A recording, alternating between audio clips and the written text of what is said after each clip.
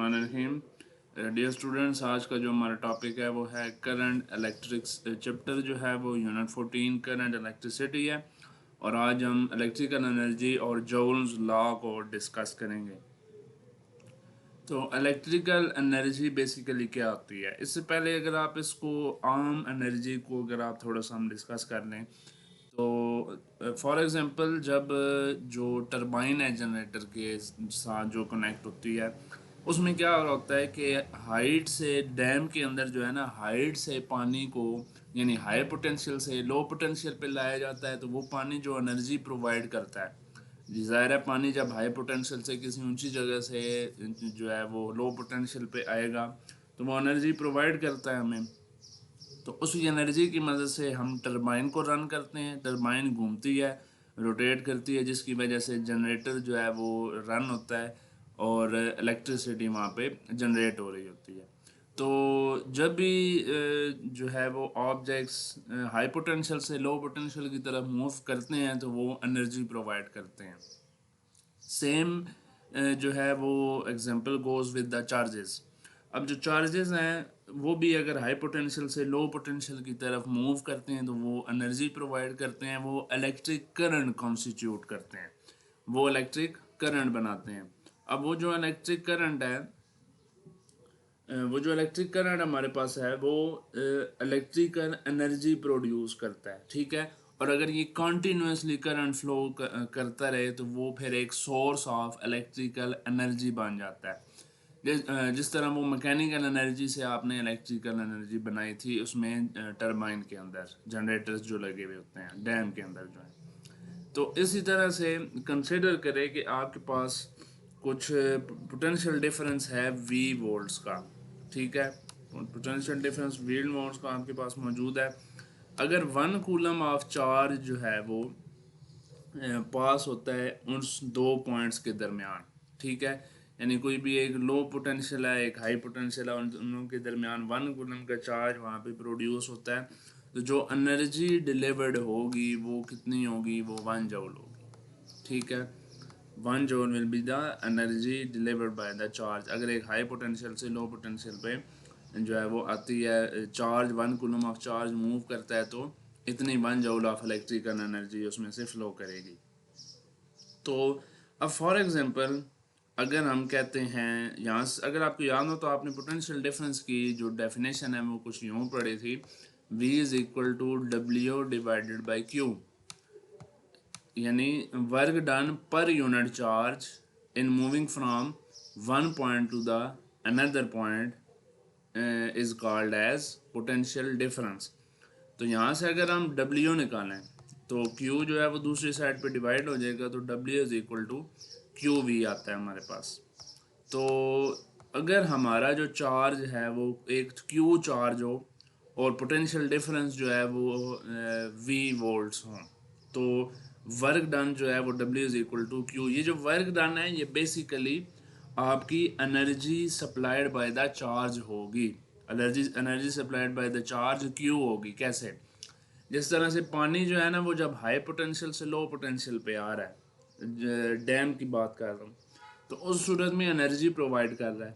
तो सेम इसी तरह जब चार्जेस पॉजिटिव बैटरी के पॉजिटिव पोटेंशियल से नेगेटिव पोटेंशियल की तरफ, ये यहाँ पे रेजिस्टेंस एक लगा दिया है, बैटरी के पॉजिटिव टर्मिनल से नेगेटिव टर्मिनल की तरफ फ्लो करेंगे तो वो भी क्या करेंगे, एनर्जी को प्रोवाइड करेंगे, एनर्जी सप्लाई करेंगे।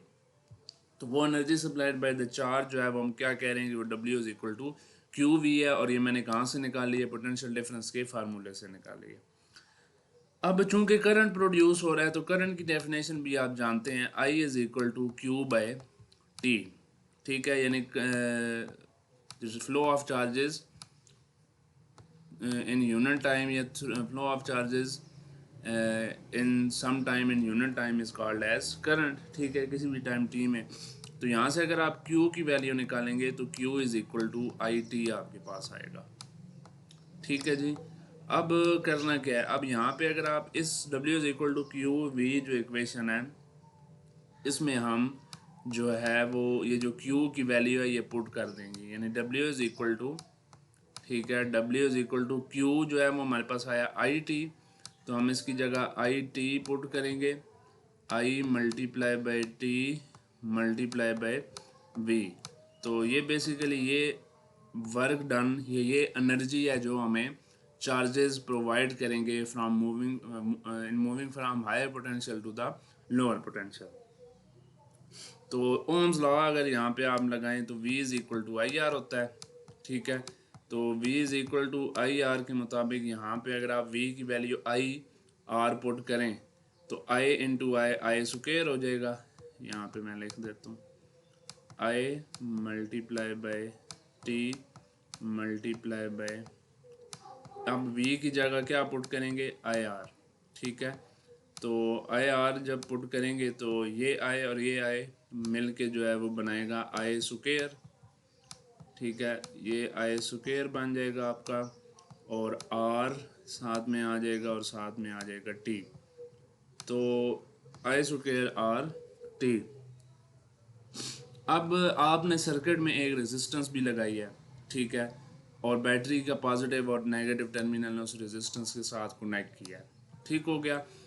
तो जॉल्स लॉ ये कहता है कि अमाउंट ऑफ हीट, जो हीट एनर्जी जनरेट होगी इस रेजिस्टेंस के अक्रॉस, ठीक है, किस वजह से, due to flow of charge, charge के फ्लो होने से जो एनर्जी रेजिस्टेंस के अक्रॉस मिलेगी हमें वो किसके बराबर होगी, वो square of the current I, resistance R and time duration T के बराबर होगी। अब यहाँ पे अगर आप देखें तो ये जो पॉजिटिव और नेगेटिव टर्मिनल बैटरी का जब आप रेजिस्टेंस के साथ लगाएंगे तो यहाँ पे रेजिस्टेंस जो है वो हीट अप हो जाती है, ठीक है, यहाँ पे हीट एनर्जी प्रोड्यूस होती है। तो जॉल्स, वैसे भी अगर आप इस रेजिस्टेंस की जगह आप एक बल्ब लगा दें, ठीक है, तो क्या होगा कि कुछ देर के बाद क्या होता है कि वो जो बल्ब है वो क्या हो जाता है, हीट अप हो जाता है, उसका टेम्परेचर इंक्रीज हो जाता है। तो जॉल्स लॉ कहता है, ठीक है, जॉल्स लॉ ये कहता है कि amount of heat generated in a resistance, ठीक है, the amount of heat generated in a resistance. अब रेजिस्टेंस की जगह कुछ भी चीज़ हो सकती है, वो बल्ब भी हो सकता है, वो स्पीकर भी हो सकता है, वो आयरन भी हो सकती है, due to flow of charge, क्योंकि करंट फ्लो हुआ, करंट किस वजह से फ्लो होता है, चार्जेस की वजह से, is equal to the product of square of current I, resistance R and time duration T. ये formula energy, the amount of heat energy produced during the flow of charges is equal to square of current, resistance R, ठीक है, product of square of current, resistance R and time duration T. This is called as Joule's law. तो ये joules law था हमारे पास, और ये energy जो है ये डिफरेंट पर्पसेस के लिए इस्तेमाल की जाती है। फॉर एग्जांपल यहाँ पे अगर आप इस रेजिस्टेंस की जगह बल्ब लगा देंगे तो ये जो लाइट और हीट एनर्जी में कन्वर्ट हो जाएगा। इसी तरह यहाँ से अगर आप यहाँ पे इसकी जगह रेजिस्टेंस की जगह फ़ैन लगा देते हैं तो ये मैकेनिकल एनर्जी में जो है वो कन्वर्ट हो जाएगी। इसी तरह जो है वो आप अपनी मर्ज़ी की जहाँ पे अप्लायंस लगा के तो इसको अपनी मर्ज़ी की फॉर्म ऑफ एनर्जी में कन्वर्ट कर सकते हैं। नेक्स्ट हमारा टॉपिक होगा इलेक्ट्रिक पावर। इसी तरह आप जानते हैं कि पावर बराबर होती है rate of doing work is called power. आप 9th क्लास में पढ़ चुके हैं, P is equal to W by T. लेकिन यहाँ पे चूँकि इलेक्ट्रिक पावर है तो हम यहाँ पे इलेक्ट्रिक वर्क डन या इलेक्ट्रिकल एनर्जी के बारे में बात करेंगे। तो electrical energy divided by time होगा यहाँ पे, यानी W बाई होगा W बाई टी, लेकिन ये जो वर्क डन होगा ये इलेक्ट्रिकल वर्क डन होगा, इलेक्ट्रिकल एनर्जी होगी। तो और ये क्योंकि इलेक्ट्रिक करंट की वजह से प्रोड्यूस हो रही है एनर्जी, जिस वजह से इलेक्ट्रिक एनर्जी है। तो अभी आपने पढ़ा है कि W is equal to Q V, ठीक है, अभी हम उसमें जॉल्स लॉ में ये डिराइव कर चुके हैं। तो ये जो अबव इक्वेशन है, अगर हम इसमें क्यू W की जगह अगर हम वैल्यू पुट करें क्यू वी की, यानी W is equal to Q, तो ये बन जाएगा क्यू वी बाई टी हो जाएगा ये, ठीक है। अब अगर यहाँ पे मैं वैल्यू पुट कर दूँ आपकी जो V है, तो यहाँ से अगर हम वैल्यू पुट कर दें Q की, अगर आपको अभी हमने देखा था I is equal to Q by T है, I is equal to Q by T, तो यहाँ से Q की जो वैल्यू आई थी वो क्या थी, Q is equal to I T.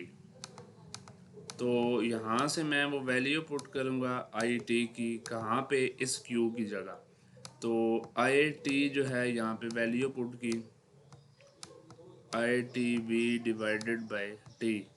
तो ये जो टी है, ये टी और ये टी कैंसिल हो जाएगा, और ये जो है वो आपके पास जो बचेगा वो है आई वी, यानी जो पावर है वो आपके पास आएगी P is equal to I V. इसे जो है वो आप पावर का फार्मूला कहते हैं, और ये इलेक्ट्रिकल पावर कहलाती है। इसकी आप जो है वो कुछ और फॉर्म्स भी बना सकते हैं।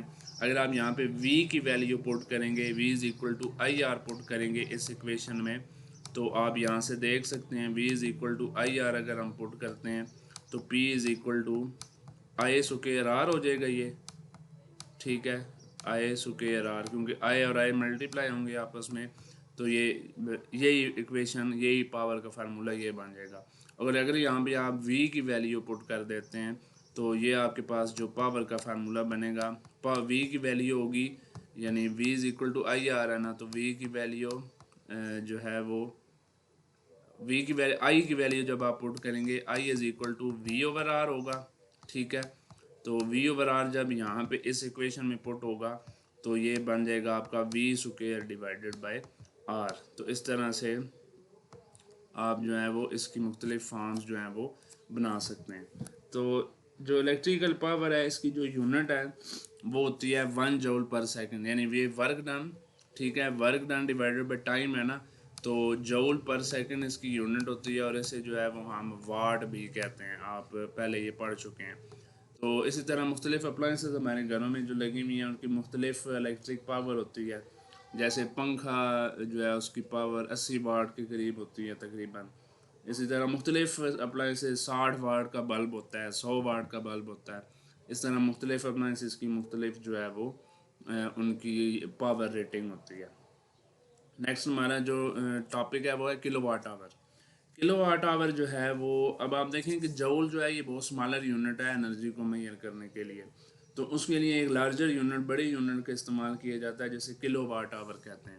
अब जो 1 किलो वाट आवर है ना, ये इक्वल है 1 किलो वाट आवर जो है, जैसे कि नाम से जाहिर है किलो वाट, किलो किसके बराबर होता है, 1000 के। तो 1 kilowatt hour is equal to होगा 1 के WH, यानी ये फिर बराबर किसके होगा, 1 किलो वाट आवर, यानी 1000 वाट हो गए इसमें, ठीक है, 1000 वाट मल्टीप्लाई बाय आवर। एक आवर में, एक घंटे में 3600 सेकंड्स होते हैं, ठीक है। और इसको जब आप मल्टीप्लाई करेंगे तो इसका कुछ जवाब जो साइंटिफिक नोटेशन में लिखने के बाद आएगा वो आएगा 3.6 मल्टीप्लाई बाय 10⁻⁶। तो ये 3.6 मेगा जूल के बराबर आपकी आती है, ठीक है। अगर आप इसे जूल में लिखेंगे तो 3.6 मेगा, क्योंकि 10⁻⁴ मेगा जूल मेगा के इक्वल होता है। तो ये अगर आप लिखें 1 किलो वाट आवर, लेकिन अगर आपने एनर्जी 1 किलो वाट आवर में, ये बेसिकली एनर्जी की यूनिट है, तो एक घंटे में कोई भी 1 किलो वाट आवर की जो कोई भी चीज़ है वो कितनी एनर्जी कंज्यूम करेगी, वो उसकी 1 किलो वाट आवर पावर जो है वो एनर्जी कहलाती है। तो अमाउंट ऑफ एनर्जी आप निकालने का जो तरीका है वो ये है कि आपके पास amount of energy in kilowatt hour निकालने का जो फार्मूला है वो है watt multiply by time of use divided by, यानी time of use in hours में लिखना होता है, और डिवाइडेड बाय 1000। अब जैसे फॉर एग्जांपल यहाँ पे इसी को हम 1 यूनिट कहते हैं। जो आपका पाउडर का बिल आता है उसमें यूनिट्स मेंशन होती हैं, तो वो 1 किलो वाट आवर जो है वो 1 यूनिट के बराबर होता है। तो यहाँ से आप जो है वो अपने घर का बिजली का बिल भी निकाल सकते हैं। फॉर एग्जांपल एक 100 वाट का बल्ब आपके घर लगा हुआ है, ठीक है, और वो रोज़ाना जो है वो आप 6 घंटे उसे चलाते हैं, तो आप वो एक दिन की जो है वो उसकी चेक कर सकते हैं कि वो कितनी पावर ले रहा है। तो आप वाट जो है वो 100 की उसकी जगह 100 पुट करें, multiply by time of use जो है वो आपका 6 है, डिवाइडेड बाय 1000 जो है वो आप कर सकते हैं, ये एक दिन की आ जाएगी। एक दिन की आए तो आप उसको मल्टीप्लाई बाय 30 कर लें, तो आपको पूरे महीने की वो कितने यूनिट्स कंज्यूम कर रहा है वो आपके पास आ जाएगा। और आपको अगर एक यूनिट की कॉस्ट पता होगी तो आप उस जितनी यूनिट्स आपके पास बनती हैं आप उसे उससे मल्टीप्लाई करेंगे, तो आपका एक जो बल्ब है 100 वाट का वो कितनी बिजली कंज्यूम कर रहा है वो आप वहाँ से निकाल सकते हैं। ठीक है जी। तो एग्जाम्पल 14.8 भी आपके सामने हुई है, वो भी ज़रूर ट्राई कीजिएगा। Thank you so much.